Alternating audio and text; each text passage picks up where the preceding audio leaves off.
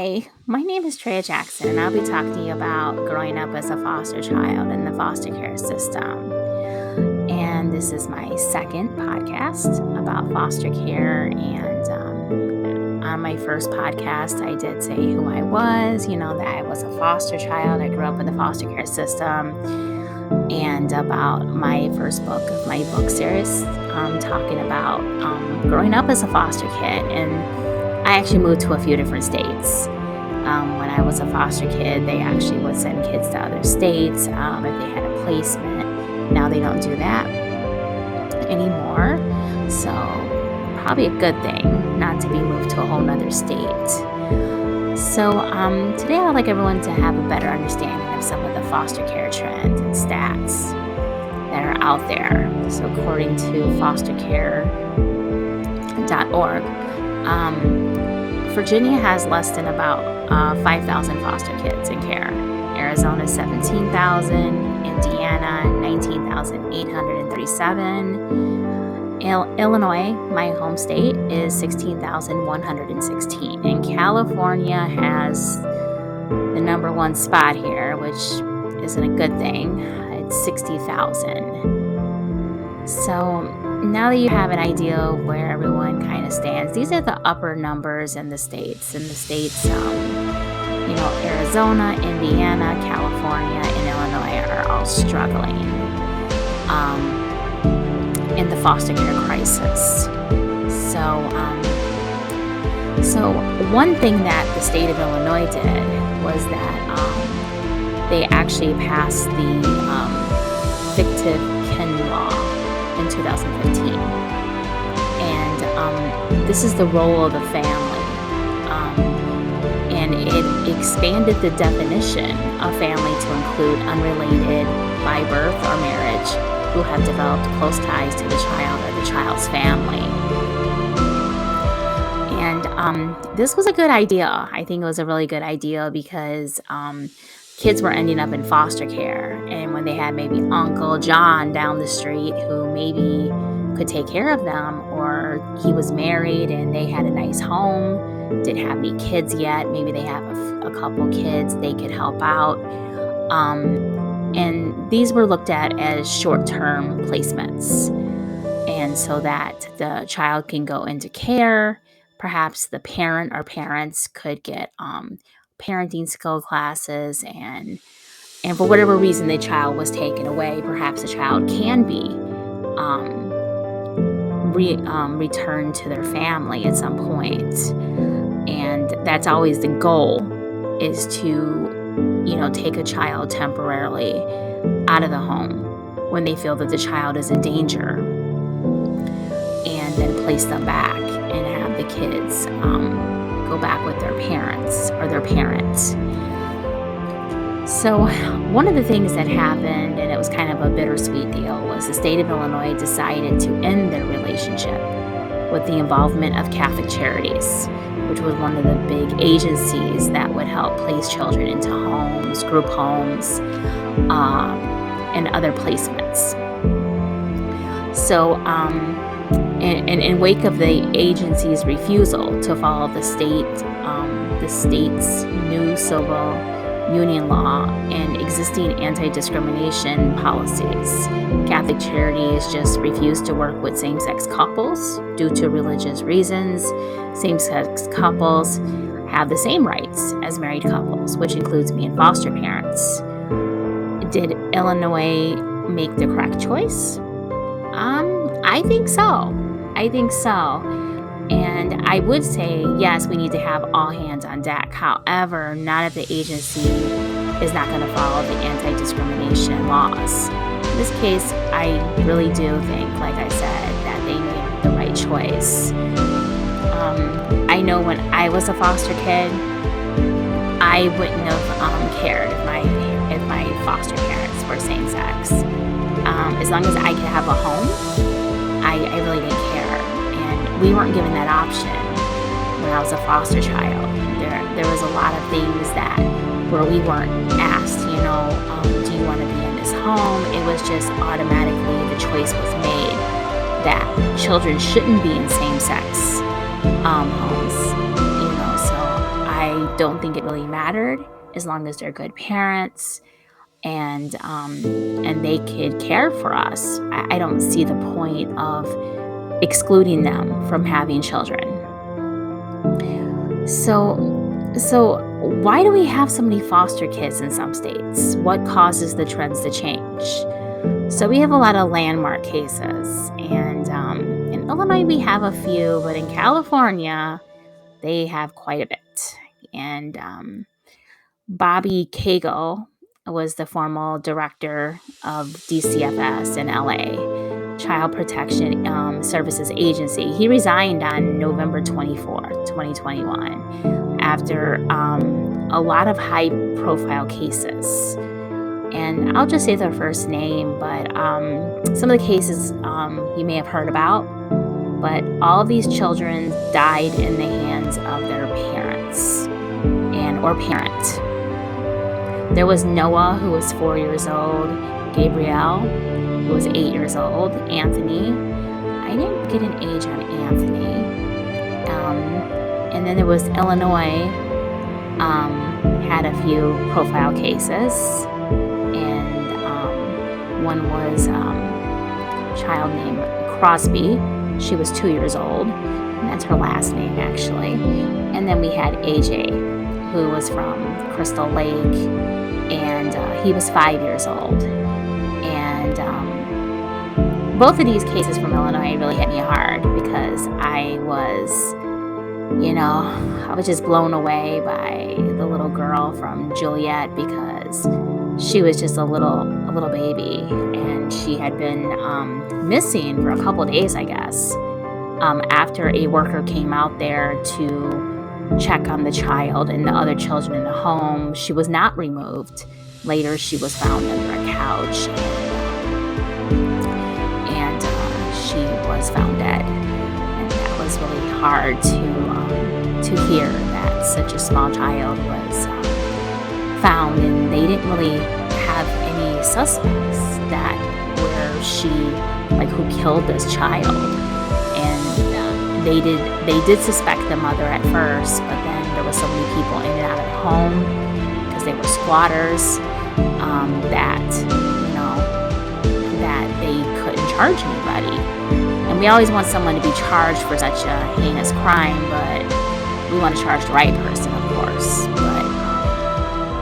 But it was sad. And then AJ, of course, was another one that was really sad because he was 5, and apparently he was murdered, and then he was buried in the shallow grave, and he was another one that was kind of reported missing,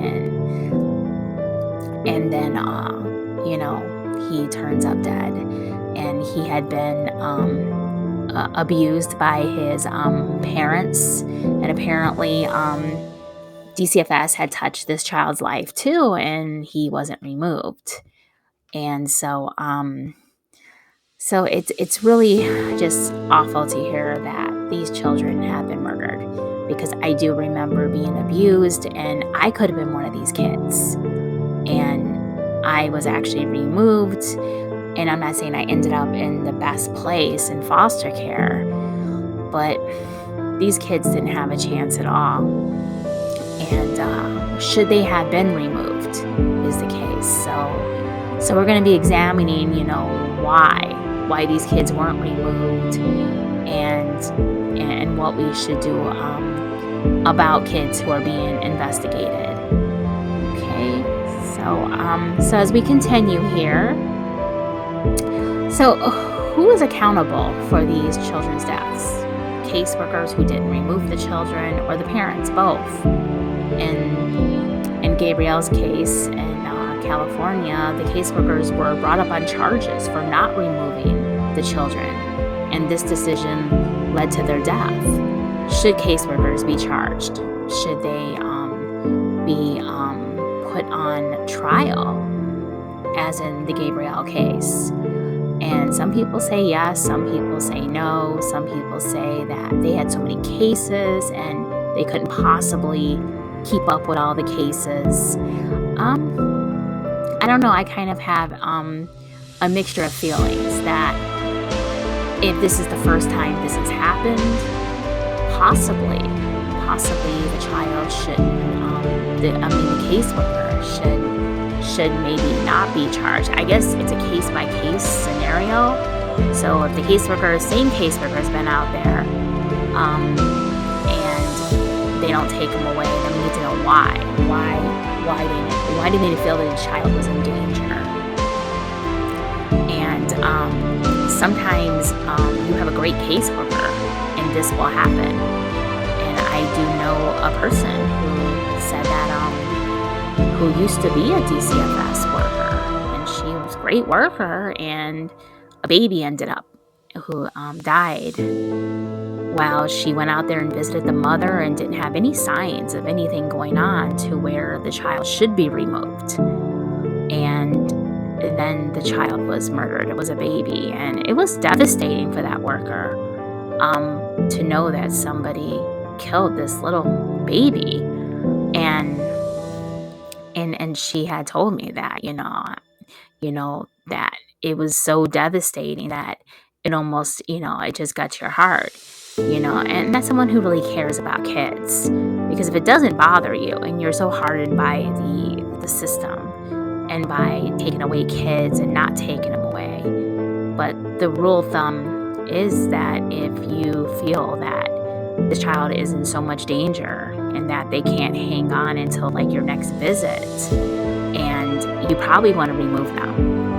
But there's a lot of policy and written rules and unwritten rules that, when you go out there and investigate, and I'm not an investigator, so, and rules are always changing and policies are always changing, but basically when you go out there and it's really bad, the child's being physically abused, and you have bruises, evidence that this child's being abused, and you think that if you leave this house that this child could end up dead, then definitely you should remove. Then some kids are taken away for other reasons as well, like sexual abuse or emotional abuse, and that's a call too. That's based on some written rules, policies that have changed over time, of course. So these tragedies have the potential for foster care panic. We don't want to artificially increase the number of foster kids. We want people to do good investigations to remove children who are in danger, and when their safety can't be assured until the next time, perhaps a social worker, until the next time a social worker can see them. Otherwise, DCFS should work with the family to get the services to the family. Nothing is a perfect solution to stopping child deaths.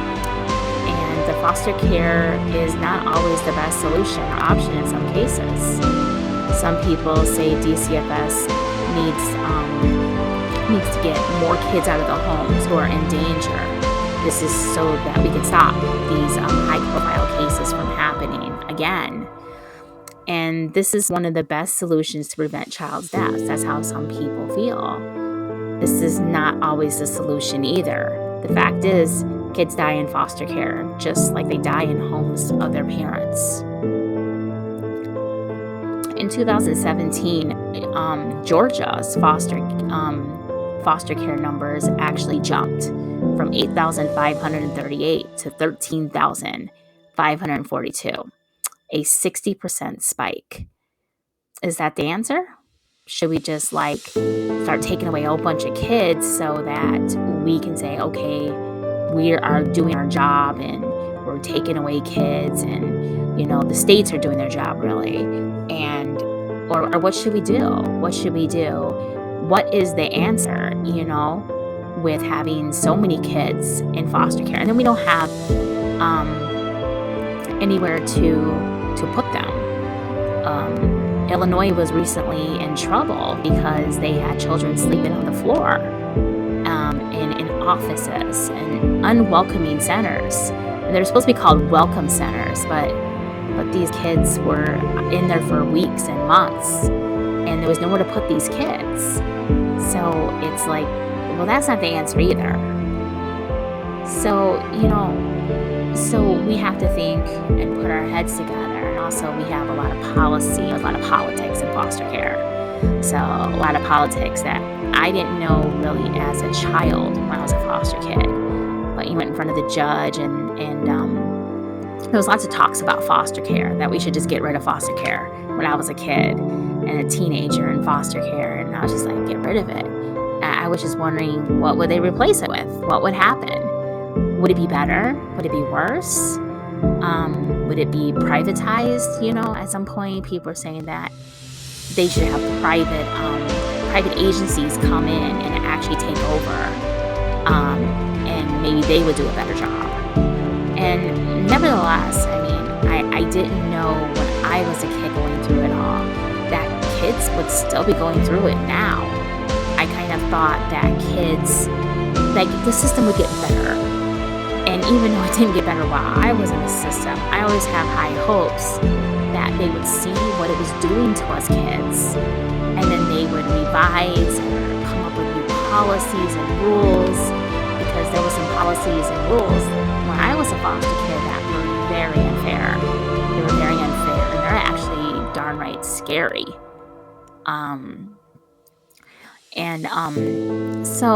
So we'll talk about some of these things that were going on when I was a foster kid and how it hasn't changed too much.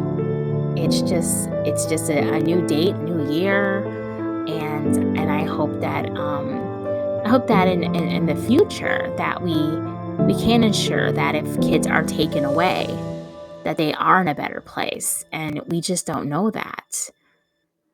So once children are removed from the home, then what? In most states, there are more registered foster children compared to the registered foster parents. And kids sleep in unfamiliar so-called welcome centers, like I said, for months, sometimes on the floor. They're forced to live in institutional living placements with no love or attention. Children do not heal like this. They just don't. They're in here and they're with other children, and they don't have time to really have privacy. The kids are kind of put close together, and they just don't heal. They foster kids, for one, if you ever notice, we don't trust people. So because we don't trust people, we tend to have issues opening up. So what we have to look at is that how well do kids heal being so close to one another and not understanding what's going on in their surroundings. Trust is not only the only issue that foster kids face. When I was taken away, I did not have an understanding of what was going on. I didn't understand that a home was going to be looked for me, and I was at a shelter. And it was called Dickens Shelter at that time. And I remember on one side, it was for the teenage moms. And there were girls as young as 13 over there gonna have a baby. And I was on the other side with little kids. And I remember it exactly the way it looked, I never forgot. And there was a little boy that I was taken away with. He was not directly related to me, but he was my guardian's son, and he was 2 years old. And they didn't explain anything to me. The next morning I came to see him in the nursery because he was a bit younger than me, and he was gone. They said, sorry, he's been adopted. He's going to a home. And I just remember really? That was it? Well, the sad news is I never saw him again. And how was that good for me? A kid that I had been in a home with for two and a half years. Now he's gone, and I was never going to see him again. So I was really upset about that, but I couldn't express it. I didn't trust people. I had problems communicating with people. I had developed a very serious speech issue. I used to stutter really, really bad, and it was from the child abuse that I had received. And I was scared to talk to people, and if I started talking to people, they would laugh at me, especially kids. Kids would, laugh at me and say bad things about me, and I would be called names like stupid and all kinds of uncalled for names, but that's how kids kind of dealt with me being different and not talking. So at some point, I just didn't like to talk. And then everyone had an assessment to do on my speech issue. Oh, it's because you talk too fast. It's because of this. It's because of that. No, it's because I was abused.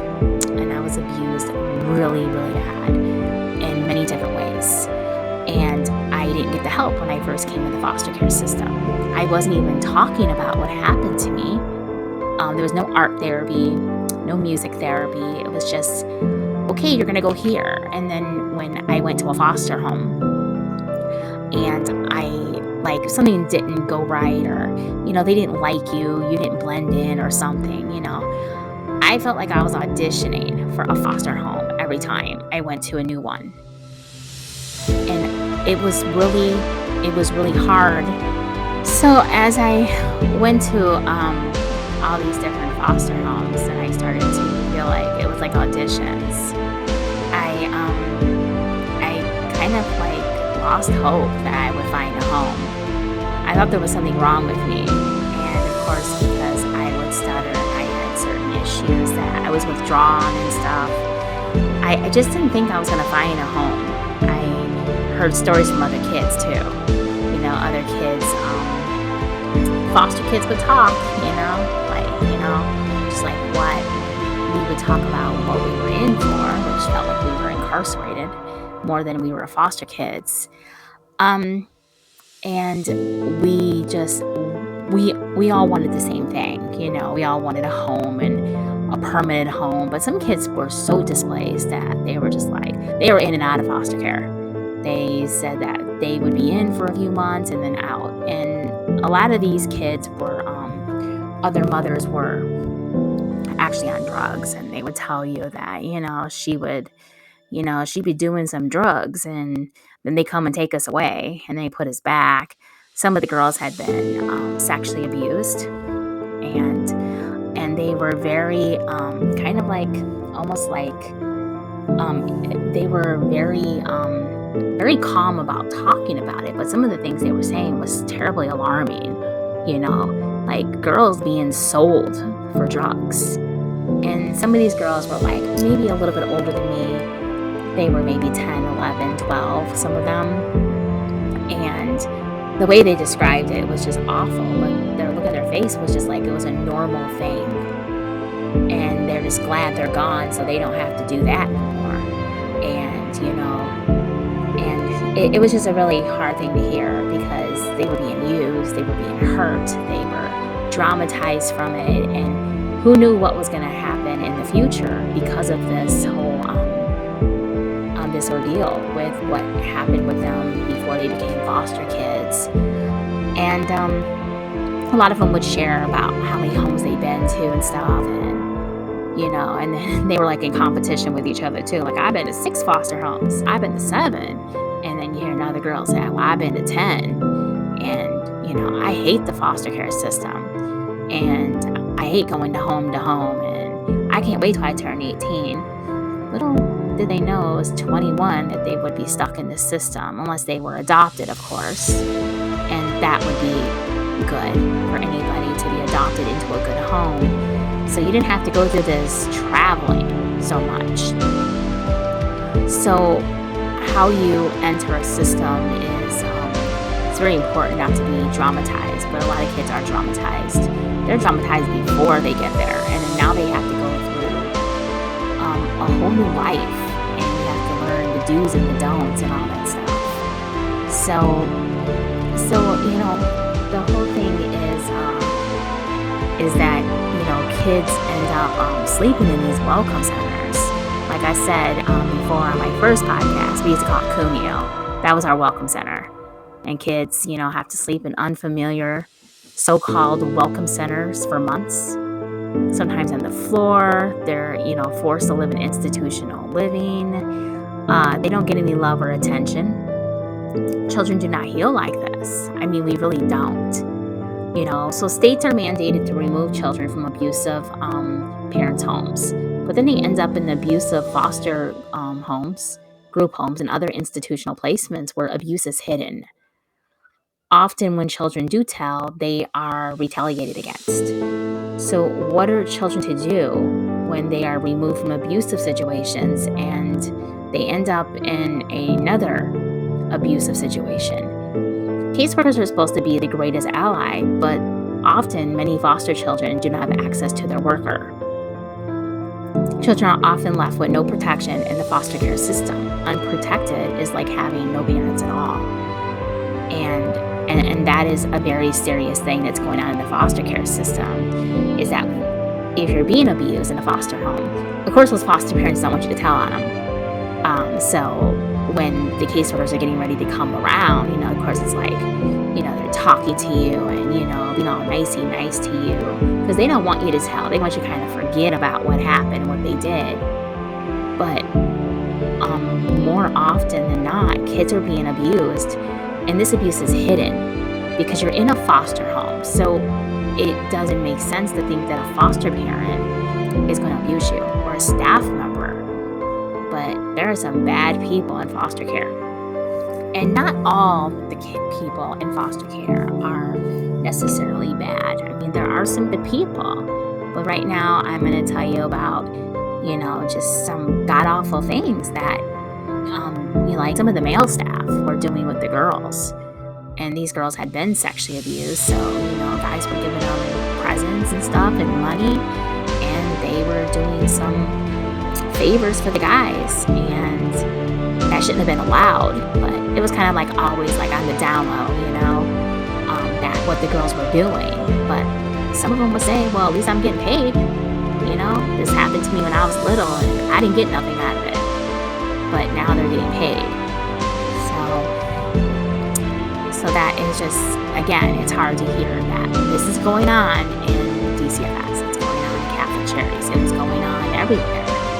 Every home we went to, there was some story from somebody of something that they were going through. And that foster care was just a breeding ground, really, for this. Because, like I said, foster parents actually get prestige for just being a foster parent. But you shouldn't get prestige for being a foster parent or a staff member at a group home.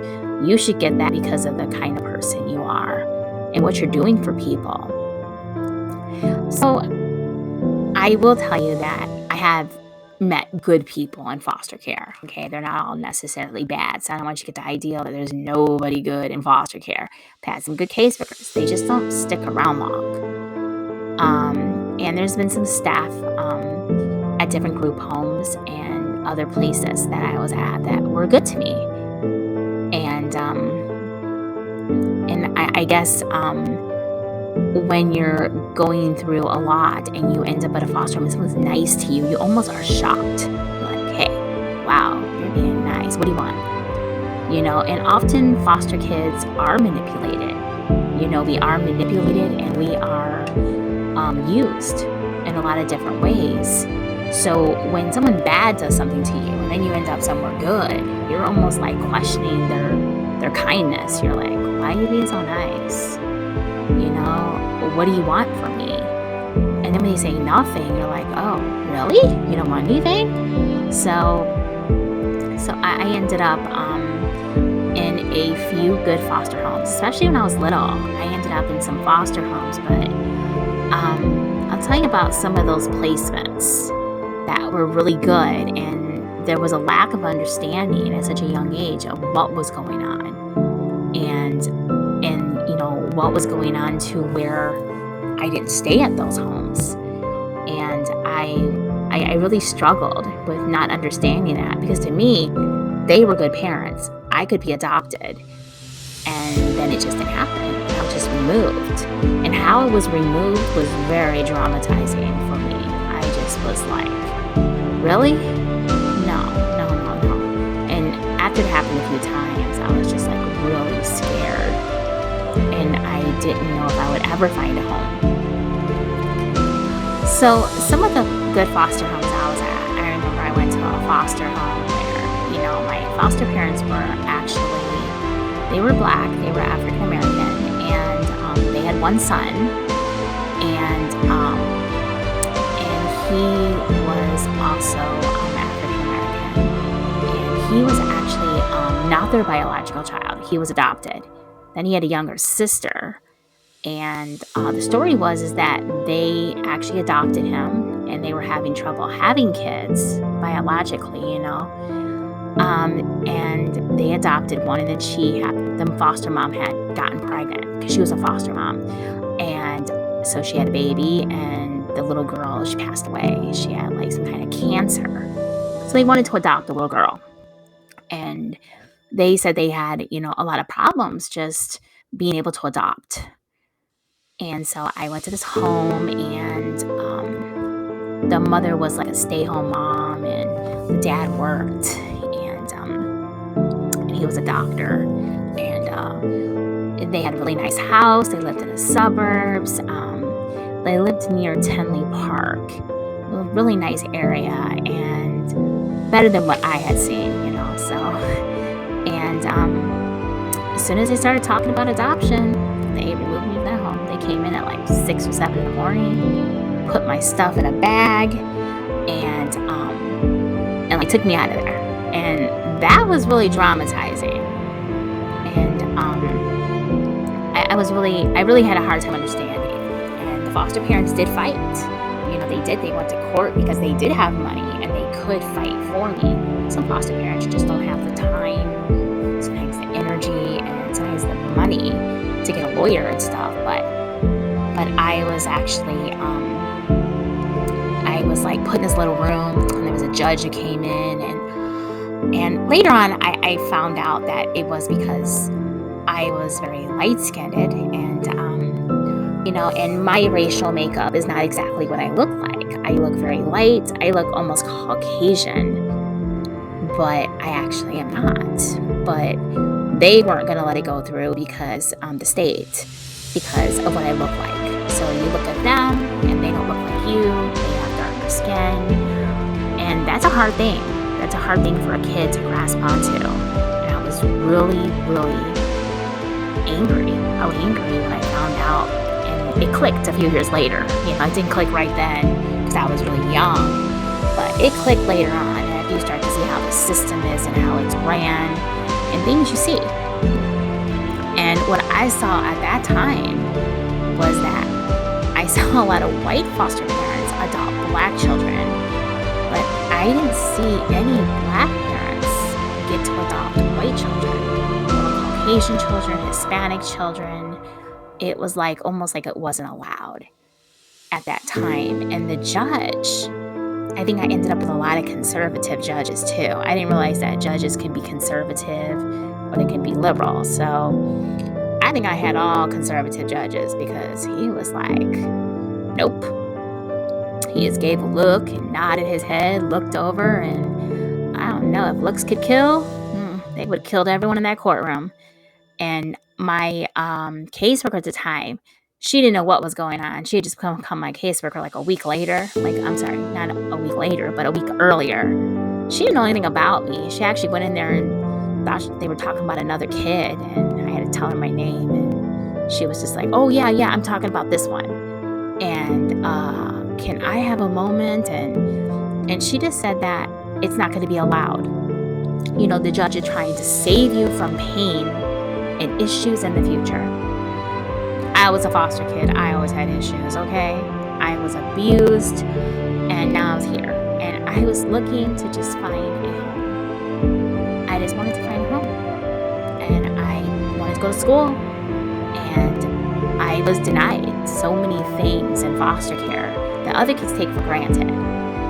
Like schooling was one of them. There was a big thing going on with schooling where I didn't get to go to school all the time.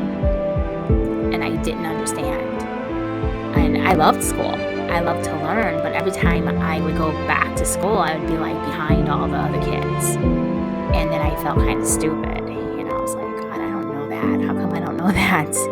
I just didn't know sometimes what was up or down because of traveling through these foster homes and everything like that. So that was one of my foster homes that I went to. And I remember they tried to ease the transition, and they were trying to say goodbye to me, in a very sweet, kind way. I remember my then new caseworker I had was a guy, and we'll just call him Mr. Smith, because Mr. Smith wasn't nice at all. He shouldn't have been a caseworker, because he told me that he didn't like kids. It was good that he was getting ready to retire too, because the sooner he got him out of there, better. But he just kind of pulled me away from my foster parents. He was just so rude and mean, and all the way to I was going to another shelter in southern Illinois, and I was taken there, and all the way home, I was like crying the whole time. He was telling me, well, and making it look like I was in foster care because I wanted to be in foster care, and that I did something wrong, and that wasn't true. And those things are hard for a kid to understand, and hard caseworkers like that who are not showing any emotion, and they've been kind of like just burned out with foster care, you shouldn't be there.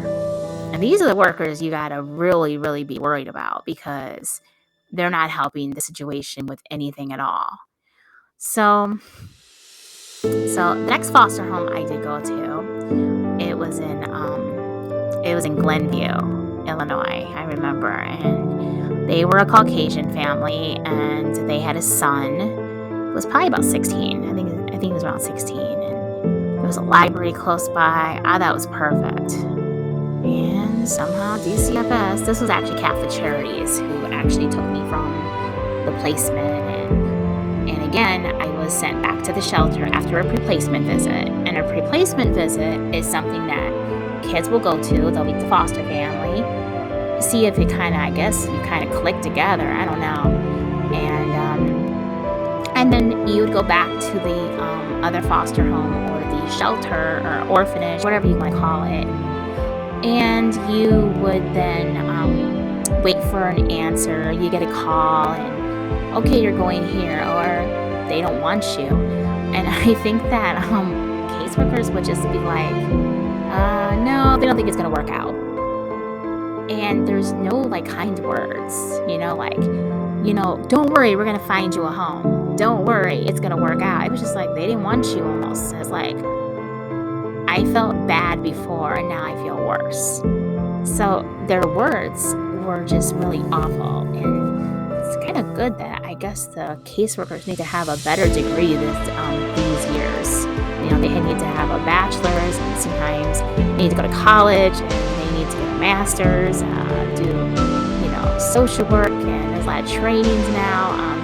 I don't know what they were getting back then, but some of these caseworkers, some of the things they would say to us kids, it was like, no, you didn't just say that. But I think when I was, again, very young, I just kind of accepted it, and I just kind of, went with it. And I didn't really understand what was going on. It was just kind of like you just move to the next situation. And that's why in my book I do talk about flying away. I had so much to fly away from. So that's that I didn't understand what was going on, but flying away was a whole lot better than being there. So there are a lot of issues that foster kids face in the foster care system. Some of them start very right from the start. So let's talk about some of these issues that foster children, including myself, have faced. So the first issue is entry into the system. It's a traumatizing experience. Many children experience PTSD, and they don't really get any help for it. They don't know they're experiencing it. I mean, I didn't know, and it was actually on my case file. And when I found out that I was suffering from it, it would have been nice for them to tell me that I was suffering from it and what was causing my issues. I kind of felt like an oddball and didn't know what was going on, but they could have given me a title to it. And so I would have a little more information. But I was just having a lot of issues when I first entered in the system, just things not being explained. I was being taken to all these homes. I kind of started to separate from reality. It was that whole fly away thing I had going. And I was flying away so much, I just wanted to stay gone. I had a hard time dealing with the foster care system and dealing with going to different homes and starting over all the time. I don't know, people who have, moved around a lot, maybe they understand. But I didn't have any parents, the same parents all the time, but it was always moving. And I had a lot of hard time with that. So when I became an age where I could write and stuff, and I would actually write about it. I would write stories about finding parents. That's how I kind of dealt with it, was making up stuff in my head. That, hey, I found parents, they love me, been adopted, and I had this perfect life. Of course, that didn't happen for real, but it helped me through some tough times to keep me going. So the welcome centers, when you come into the foster care system, are not very welcoming, like I have stated before. They're just not like, hello, welcome here, and talk to us about things. It was basically, we were just put in a room, and some of us had beds, some of us didn't, because there was so much overcrowding at that point. And it was in the summer, I remember, and that was all we could do. That's all we could do, is just be in this welcome center and I guess make the best out of it. And that's what we did as kids. We had music. It was really cool. We could dance. We could do this. I mean, I'm no dancer, trust me. But at that age, you could really go and just be a kid, hang loose. There was a lot of great music in that year. I remember just a lot of great music, dancing. Everything was. It seemed like it was a good time for entertainment for us kids, and so that was a problem with the welcome center.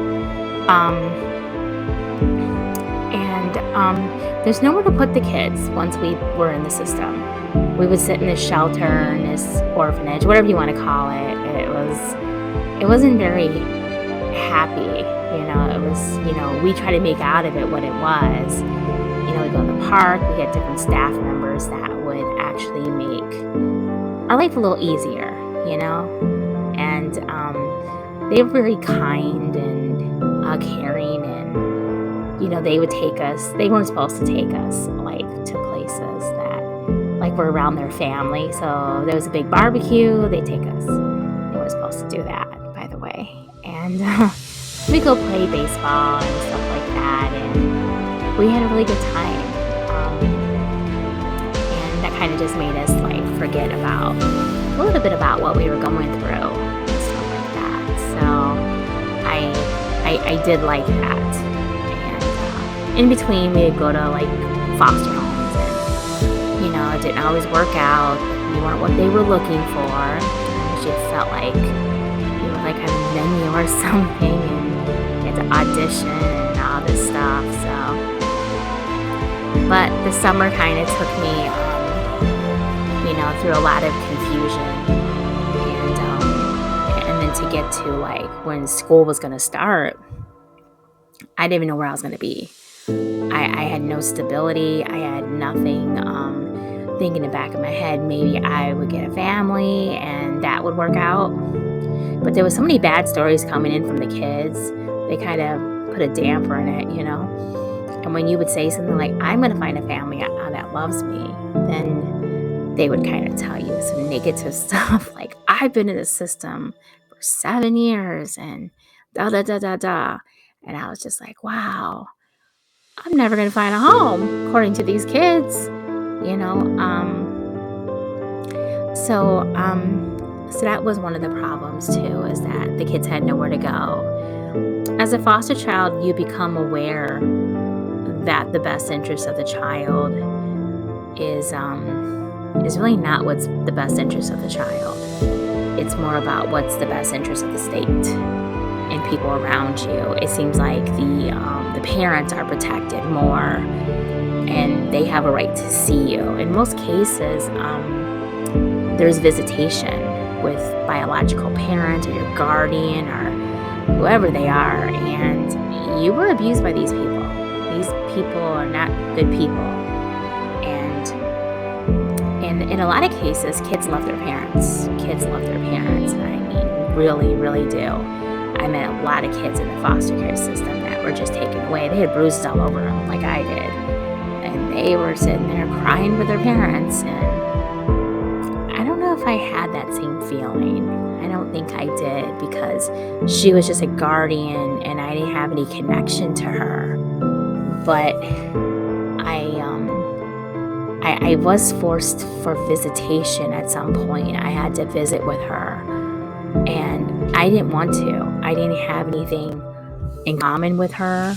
I really didn't have anything in common, and I had a lot of issues understanding what the visitation was for, and I wasn't going to go back with this person. So I didn't understand why I was building a relationship with somebody who I really didn't particularly like. I was scared of her. I was scared of what she was doing to me. And I kept telling like different foster homes and stuff like that, that I didn't want to see her and stuff. I really didn't. I wanted to find new parents, and the foster parents would, tell me that, oh, well, you have to visit. It's part of like the rules, and I really didn't want to do that. I wasn't like a lot of kids who were taken away, and some kids were going to go back home. Some kids were just taken away for a bit, and they would go back home, but a lot of us were not going to go back home.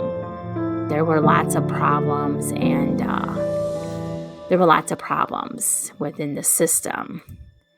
And the system of going back home, it just wasn't going to happen. They had sometimes signed away rights, or the situation was just too bad. And I actually told a judge early on that I didn't want to. So they made me go through this big, testifying about what I went through. And then they sat there and made me visit this person. And I was like, what was the point of me doing this? And at some point, visitations were shut down because they started to cause me to have nightmares and everything like that. And it was very difficult for me. So, many foster kids are subjected to physical, emotional, and sexual abuse at the hands of the foster care system.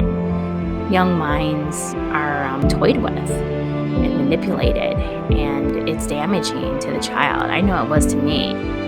I mean, my foster father used to really, really try to manipulate me, and he did. I won't say try, he did.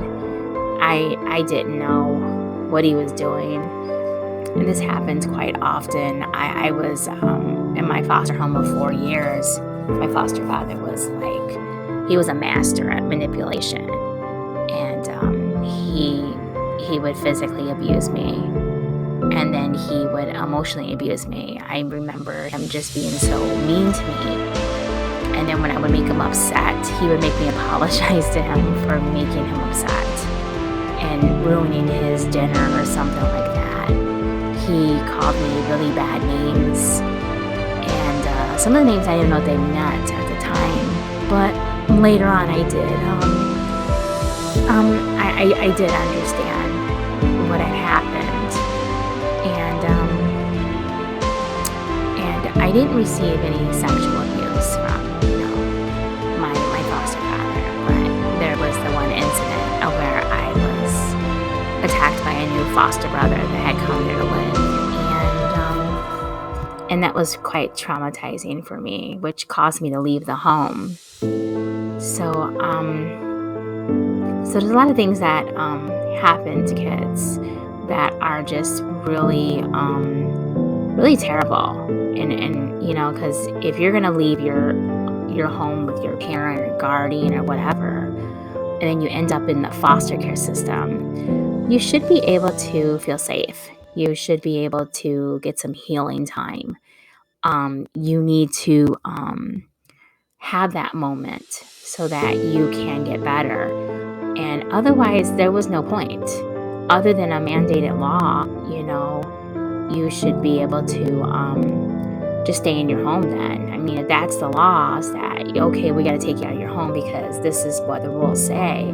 But then you put me in another home, and that's not right. It doesn't help me. So another thing that happens is the transitioning from placement to placement, never finding a permanent home. Lack of love, compassion, emotion, human touch through affection, such as hugs and kisses. None of that was going on. And my foster father would always say, "I love you, pal." And I just was like, okay. I didn't know what to make out of that. I didn't feel any closeness with him, and I was withdrawing from people as it was because I was scared of things. And if I said anything, it was always taken out of context and everything. So I didn't have anyone to talk to, so I would talk to my dogs. They were my best friend, and they didn't talk back. So, I mean, they would bark and stuff, and they were good to me. I was their best friend, and of course I was the one who did feed them, so I guess it kind of goes both ways. So, foster children who have no love, are shown no affection, have no connection to the people they're around, which causes trouble with developing meaningful relationships and unhealthy connections. I didn't realize when I was younger that I didn't have any connections with these adults. And so as I started to get older, I stopped making friends. It would kind of cause me to withdraw. I was lonely, but I would just write to get through the day and get through a bad situation. I didn't know how much that would affect me as I got older, and as I would end up maybe in a relationship where it would lead to maybe marriage, not marriage. I had problems. I didn't know how to communicate. I didn't know what to say. I didn't notice the dangers of what relationships could be, especially when they're domestic and they're just very unhealthy, toxic relationships. I didn't realize what it was happening in my relationship at some point as I got older. You notice that the system of foster care has nothing to do with what's in the best interest of the child, like I've stated a few times. This system is so messed up, and you get lost in the system of policy, caseworkers, foster homes, and the other placements that all say they care. They're all going to be there for you. And then one by one, they're not there when you need them. The good foster homes, good caseworkers get hit by the red tape in the system. Children are often lost in the shuffle, bouncing from home to home. The alone time kills, this alone actually kills the spirit of the foster child. Let alone all the other stuff that happens behind closed doors in the foster care system. There's a lot that people just don't know, Who would think a foster parent would abuse you? I didn't. And I just thought I was in this rescue, and I found out that if there was going to be any rescuing, I would have to rescue myself. And a lot of kids go through this, where they just stop trusting people. They're just coming through, actually just flying through the homes, and you'll hear a lot of kids probably starting about 16 is, "I can't wait to turn 21. I can't wait to go to independent living. I can't wait to go and have some stability or some control over something." So when kids can't control their immediate living, situation and world, they do other things to control. Some kids develop eating disorders. They start using drugs. They start having unhealthy relationships with older adult men. There's a lot of behavioral issues that kids develop because they are not getting what they need to survive, and we have to thrive somehow. So healthy or not, we end up having to get what we can take, and we shouldn't get the leftovers. And that's how I felt in the foster care system, is that we weren't giving the first dibs on anything. It was just, this is what we're going to give you, and this is how it is. And we always know that we were disposable. So if foster family didn't want you no more, that was it. They would just get rid of you. And they could tell your caseworker anything. And I found that a lot of foster homes, they didn't tell the truth. They really didn't tell the truth. And even when caseworkers went into court and they were trying to place you somewhere, you don't know what they were telling them, because you weren't in the room necessarily with them when they were actually talking about the placement and what happened before.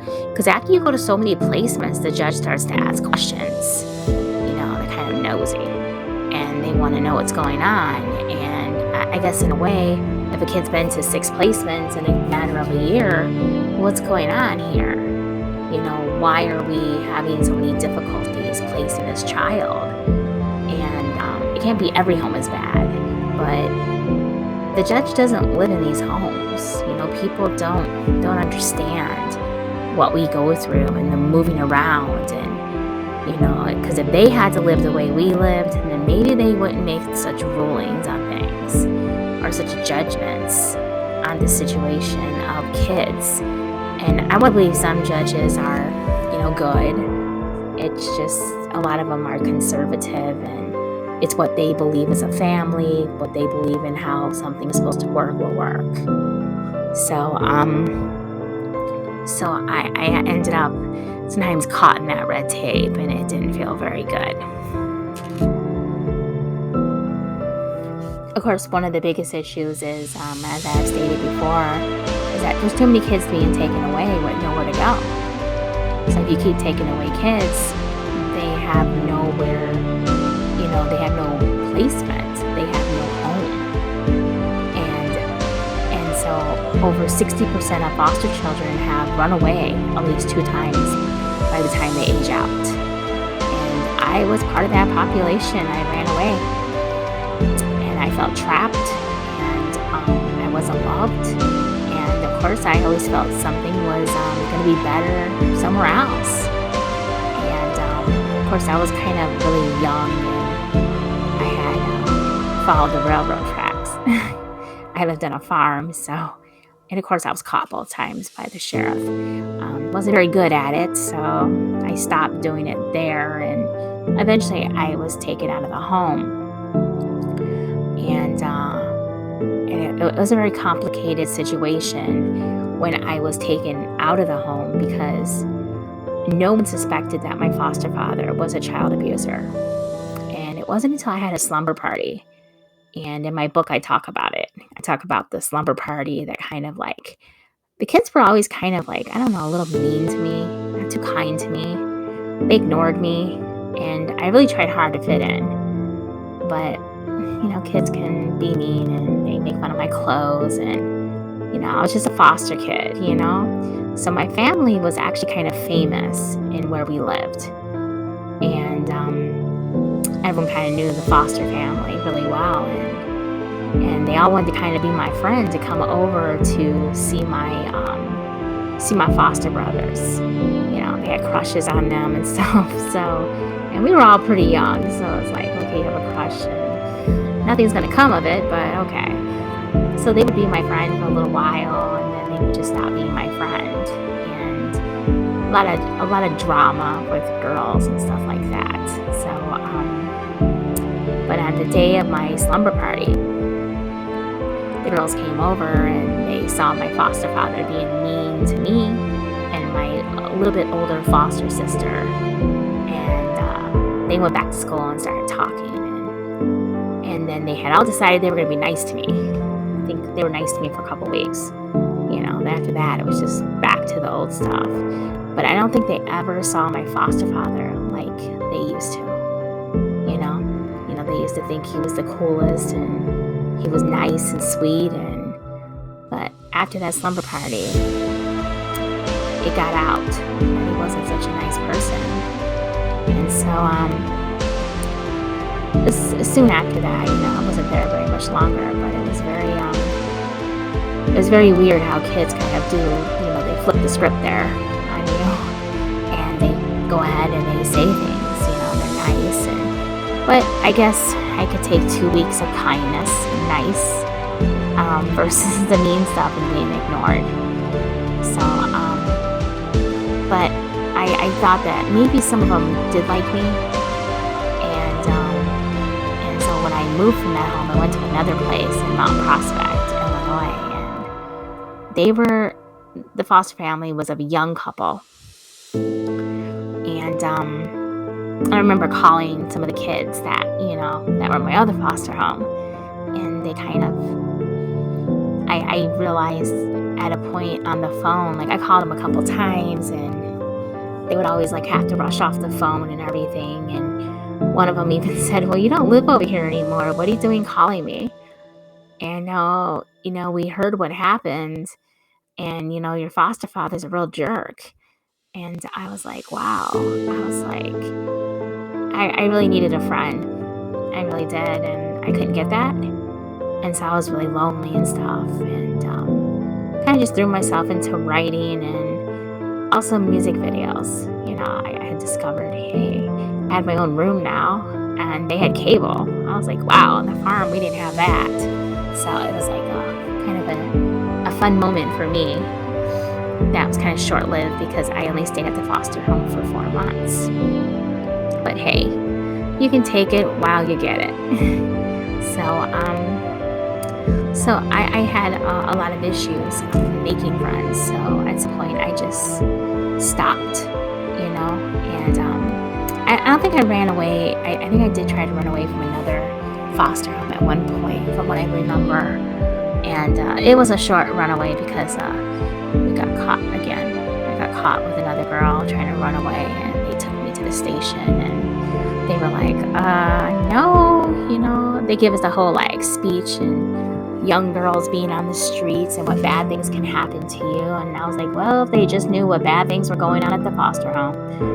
But of course they didn't, and there are over 400,000 children in the foster care system in the United States. And that's compared to the 80,000 in the UK. So somehow their numbers are a lot better than ours in the United States. There are serious consequences for the child and society when a child ages out and is no longer the responsibility of the state.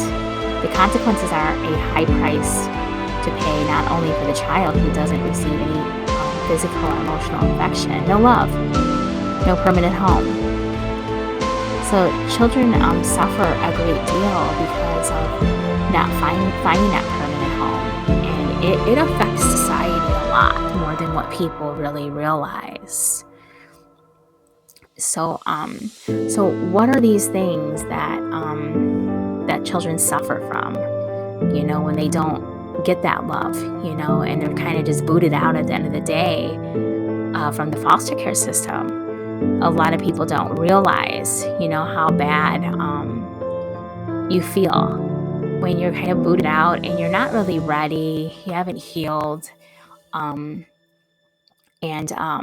you haven't had much time to gather yourself and to prepare for this. And just think of all kids across the whole world were kicked out at 18 or 21, and they suffered from a lot of trauma in their life.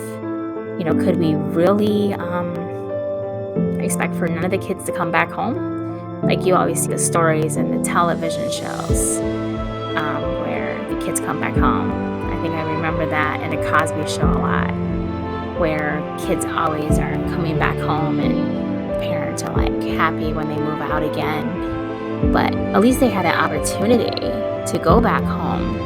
Foster kids don't get that because we don't have, really anyone to do that with. So it's very it's a very complicated situation that you're basically cut off, and you have to make ends meet, and you have to pull everything together of what you have done in your life, which is very little. I wasn't prepared for when I was dropped from the state. I really, I had one foot out in the world and one foot back, but I had a lot of self-esteem issues. So I was just thinking, this is gonna be hard. And I wasn't one of these kids who wanted to grow up. I was kind of like, in fact, like Peter Pan, I wanted to stay a kid. I wanted to go backwards because I didn't have that moment to be a kid. There was always this adult responsibility stuff on my head, so I wanted to be like Peter Pan and be like, go to Neverland and everything and stay there and be a kid for I think I needed 10 more years. Then maybe I would have been ready to go into independent living and then be on my own. But right now, I was just not ready. So what are the consequences for the child and society when a child ages out? And what issues arise, And I'll tell you what things that in a whole that many children suffer from and what I suffered from. So children suffer from depression, anxiety, anger, frustration with a system that did not prepare them. They're angry at their parents, their guardians, they're angry at a lot of people. And kids in general, between 18 and 21, they're kind of, at that blaming stage. So, and then add foster care to it. Add child abuse, add all this other stuff into the equation. They feel lost. I know I did. There was a lack of role models. I didn't know what to expect. I had a very low self-esteem, which a lot of kids actually suffer from. Children who age out and are just not ready, they have trouble with employment, staying employed, getting a job that will make them self-sufficient. Many kids can get a job, they last a couple weeks, but they're not prepared. They don't have any money saved really for this. Many formal foster kids end up on some kind of public assistance, Medicaid, the food stamp program, something to help them because they have trouble, they struggle with employment. We have relationship issues, and that, definitely that's true. There are lots of kids with relationship issues, and a lot of foster kids they have babies young, or they get out of the state system, and then they meet somebody, and they end up perhaps in a domestic violence relationship, which I ended up in one of those. That was my first relationship, but I was able to get away and go back to college and go and get a good job, and I was able to escape that. But some people don't get to escape that, and I didn't notice much of a difference from when I was a kid and being abused. So the warning signs, I didn't see the red flags, the toxic, this person was about. Many foster children don't get the opportunity to earn a college degree. Like I said, many kids want to, but they just don't. And they have to get a job, they have to work, they have to earn money to pay the rent. And with the skills that we have, what we're kind of pushed out there with, depending on what foster home you were in, what group home, what institutional living program you were in, some are more prepared than others.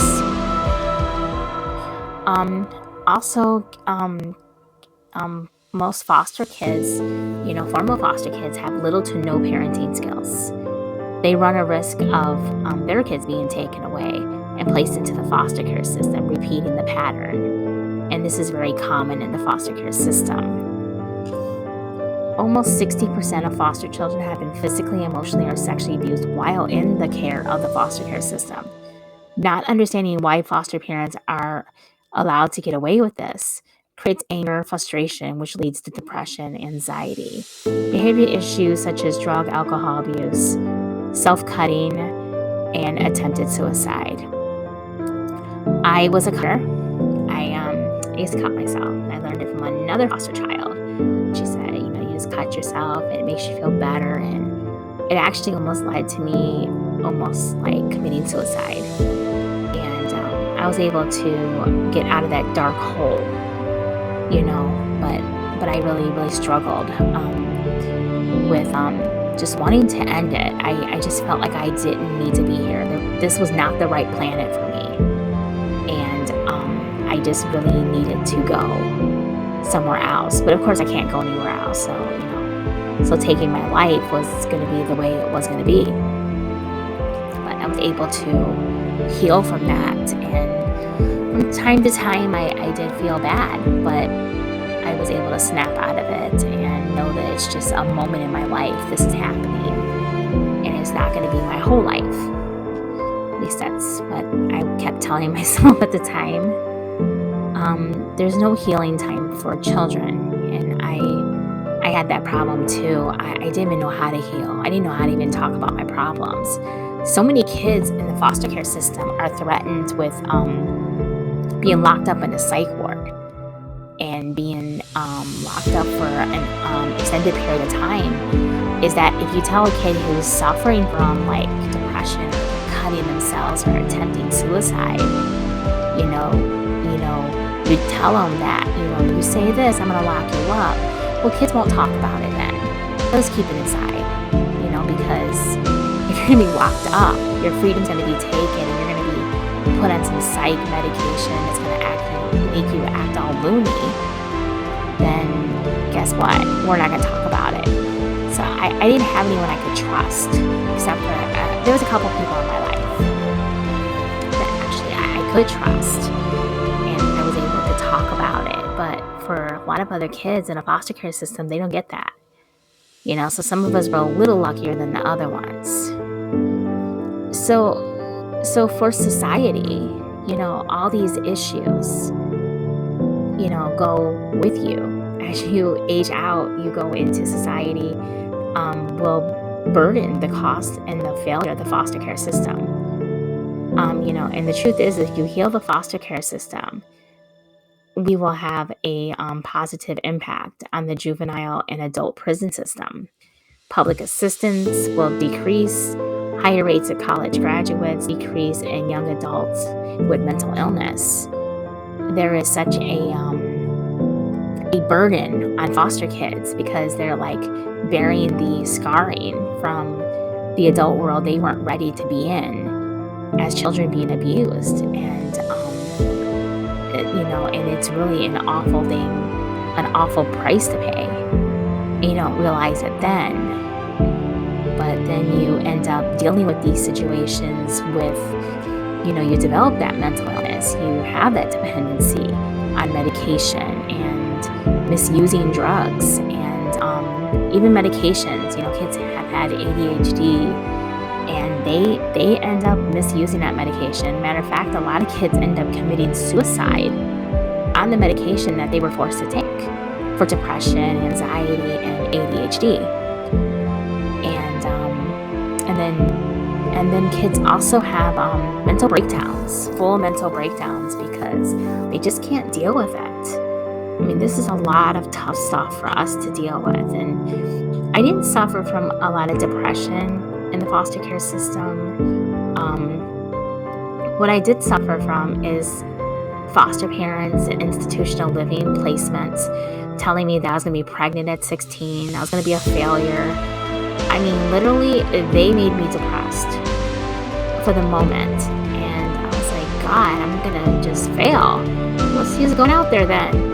I just didn't understand what they were trying to do is try to prevent it, reverse psychology.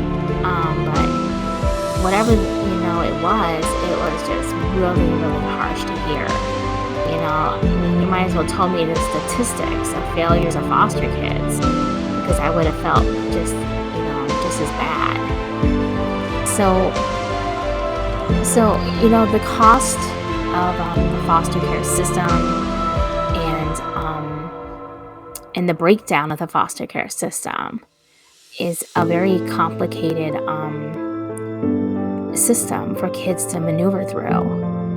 And we all have to kind of look at the foster care system and know that what can we do to make it better? And that's something that we have to kind of put out there is how do we make it better? So what is the solution to the foster care system? How do we make it better for the kids that are trapped in this system? We look at the foster care system as a whole. There's so many avenues of the foster care system and how it's failing kids and how to make it better. And everyone has their own ideals. You got the public, you got the media, you got the government, and you got the kids themselves, the formal foster kids, like myself. And everybody has their own opinion. And so far, the foster care system has not gotten any better for kids. I really wish I could tell you that when I meet foster kids that they'll tell me, I had a great experience. I found a home. They love me. They care about me. But that's not what I'm hearing. I'm hearing actually harsher stories than my story. And my story, it came in spurts, It really did. It wasn't like all bad all at once, but I struggled with it every day and I had to push myself through. But what about the kids who just can't push themselves through, and they need help. I mean, they need help to maneuver through a system that has failed them, a system that no one wants to trust. It's a really hard process for kids to actually get through. And so everyone just needs to come together, sit at a table, Capitol Hill in Springfield, as it is here in Illinois, and we need to talk about the problems, and we have to be honest. The problem is people don't always like honest, and they don't want the public to know what we really go through. They don't want, when I say they, I mean like the state, the government, and of course foster parents. They don't want it to get out what's going on in the foster care system. And I think because of, the fosters, for instance, we already know like what goes on a little bit in the foster care system. So if you've never encountered a foster child and you watch the fosters, it can give you an ideal of what it's like. And I kind of like the fosters and what they did with it because the show and all the diversity in the show and the depth in the show. And I think it really kind of gave an overview with the foster care system and how it works and how kids maneuver through it and get lost in the system. It really did a good job with that.